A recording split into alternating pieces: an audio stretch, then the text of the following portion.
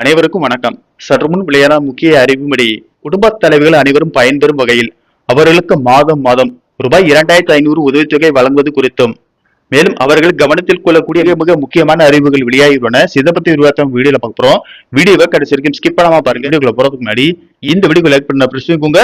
இப்போ அந்த சேனலுக்கு ஃபர்ஸ்ட் டைம் பாத்தீங்கன்னா சப்ஸ்கிரைப் பட்டனை பிரஸ் பண்ணிக்கோங்க. கூடவே பெல் ஐகான் பட்டனை பிரஸ் பண்ணிக்கோங்க. வாங்க வீடியோக்குள்ள போகலாம். தமிழகத்தில் மு.க. ஸ்டாலின் தலைமையிலான அரசு கலைஞர் மகளிர் உரிமை தொகை என்ற திட்டத்தின் கீழ் தகுதியுள்ள பெண்களுக்கு மாதந்தோறும் ரூபாய் 1000 உரிமை தொகை வழங்கி வந்தது.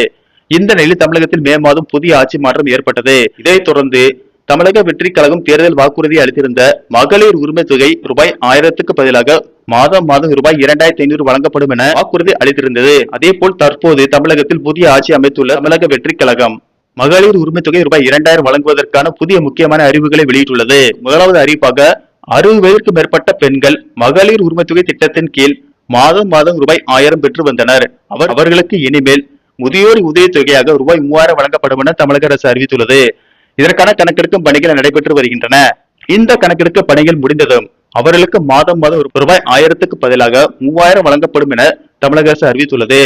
அடுத்த அறிவிப்பாக தமிழகத்தில் நிதி நெருக்கடி காரணமாக ரூபாய் 2500க்கு பதிலாக மே மாதம் 15ஆம் தேதி மகளிர் உரிமை தொகை ரூபாய் 1000 வங்கி கணக்கில் வர வைக்கப்பட்டது. இந்த நிலையில் இனி வருகிற மாதங்களில் மாதம் மாதம் பெண்களுக்கு ரூபாய் 2500 வழங்குவதற்கான தீவிர பணிகள் நடைபெற்று வருகின்றன.